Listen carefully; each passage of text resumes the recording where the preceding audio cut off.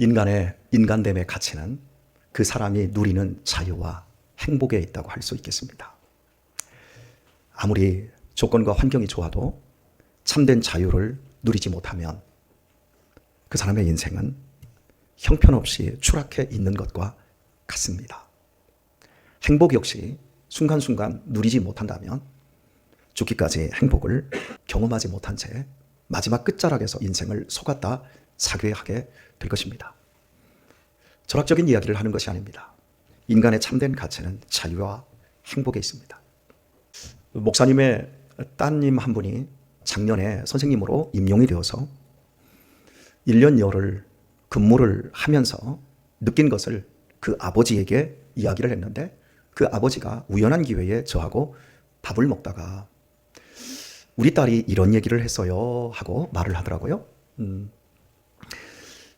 선생님들이 너무 유치하다라는 거예요. 너무 이기적이라는 거예요. 학교에서 출장을 가는데 네 차로 갈 거냐 내 차로 갈 거냐 출발하기 전부터 따진대요. 왜냐하면 기름값을 누가 받을 것인가, 이런 아주 이기적인 얄팍한 계산들을 한다라는 거예요. 그러면서 선생님들이 애들하고만 놀다 보니까 애들처럼 유치하다 이렇게 이야기를 했어요. 그것이 맞는 얘기는 아닐 겁니다. 맞을 수도 있겠지만 꼭 맞지는 않을 겁니다. 하지만 그거보다 더 큰 게 있어요. 선생님들이 그 선생님의 자리에 오르기까지 공부도 열심히 했을 것이고 노력도 남들보다 훨씬 많이 했을 겁니다. 그래서 선생님이라는 자리, 그 자리가 그에게 자유와 행복을 보장합니다. 안정된 자리가 된 거예요. 안정된 자리에 안주하기 시작하면 유치해집니다. 공무원이 되기까지 참 애를 썼지만 공무원이 되어서 안착하고 나면 거기에서 한 달 월급 잘 받아서 이것도 사고 저것도 사고 소유를 넓혀가는 것이 보장되었고, 이제 20년 이상 근속만 하면 나중에 연금도 나오고, 그 테두리 내에서 더 이상 발전하지 않고 안주해버리면 유치해집니다. 어린 아이들과 함께 있어서 선생님들이 유치해지는 게 아니라 안주할 때 목사님들 가운데서도 유치해질 수 있어요.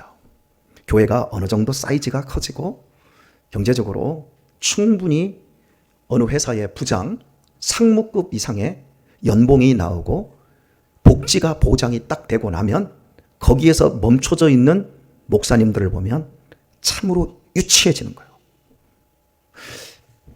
안정된 것은 굉장히 좋은 것이지만 안정된 그 삶 안에서 자기 만족과 이기성의 안주, 즉 머물러서 전혀 발전하지 못하면 평생을 살아도 다람쥐 쳇바퀴 돌듯이 전혀 발전하지 않은 채 유치한 수준에 머물러 있는 거예요.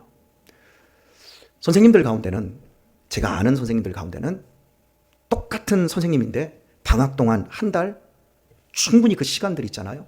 그 시간에 해외로 봉사활동을 나가요.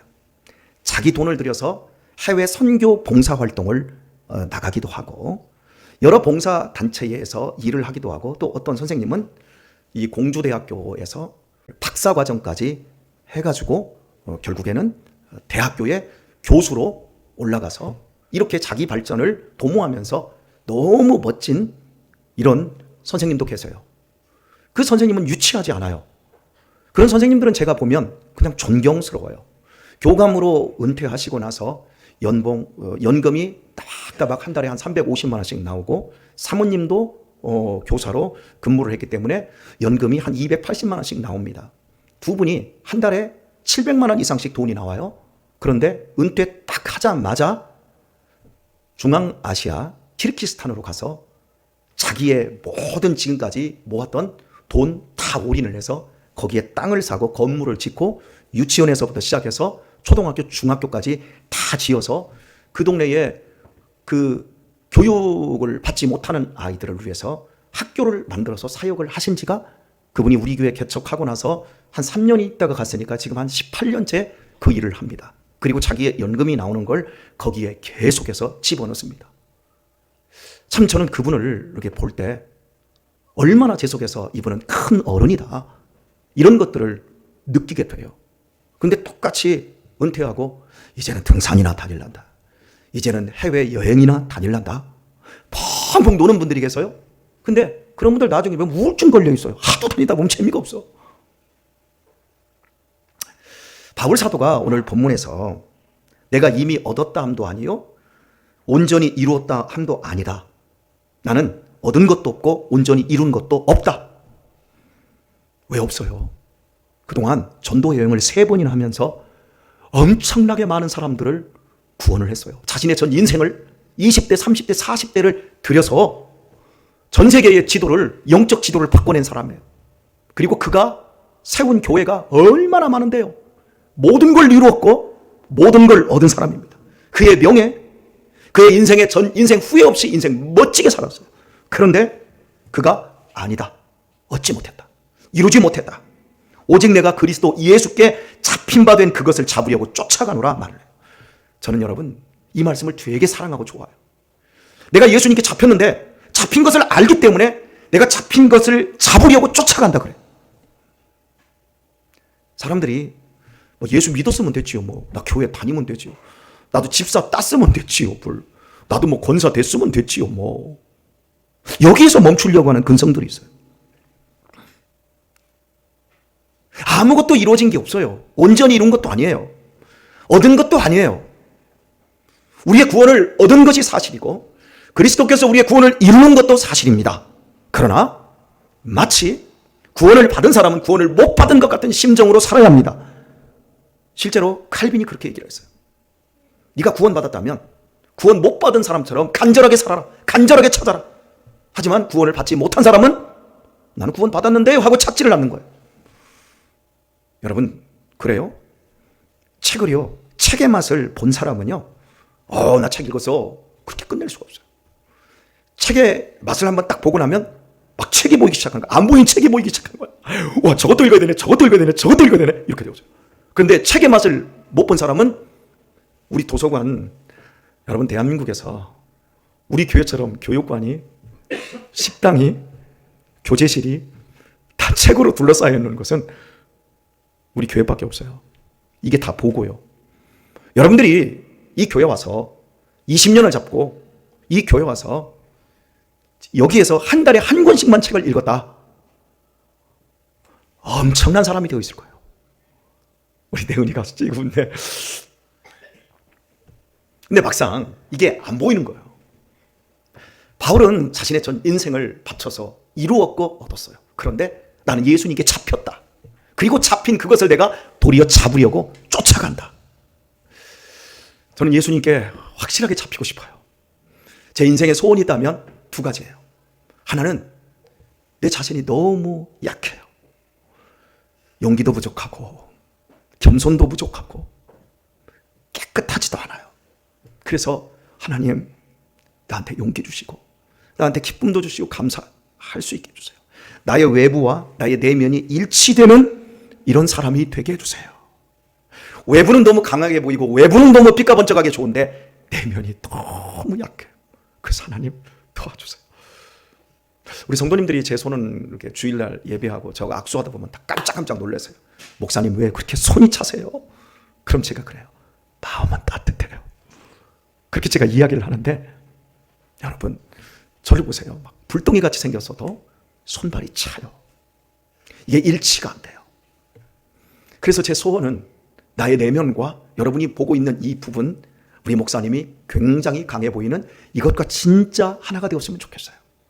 그리고 저는 예수님을 더 많이 알고 싶어요. 예수님을 더 많이 누리고 싶어요. 내가 나이가 먹어가면서 세상에 대한 지식을, 세상에 대한 경험들이 더 많이 축적되는 것보다 더 예수님을 알기를 원해요. 예수님의 사랑이 내 심령을 완전히 채우기를 원해요. 우리 유아 소리가 아멘했던 것 같은데 믿음대로 고백대로 될지어다. 잡힌 사람만 예수님을 쫓아갈 수가 있어요. 여러분은 잡히셨습니까? 많은 사람들이 나는 자유인이다라고 이야기를 해요. 하지만 이 세상에 엄밀히 말하면 자유인은 하나도 없어요. 어떤 사람은 돈에 잡혀 있어요. 어떤 사람은 이성 친구에 잡혀 있어요. 어떤 사람은 자기의 미래에 대한 불안을 넘으려고 하는 어떠한 번듯한 직업, 이런 모든 것에 다 잡혀 있어요. 어떤 사람은 술에 잡혀 있어요.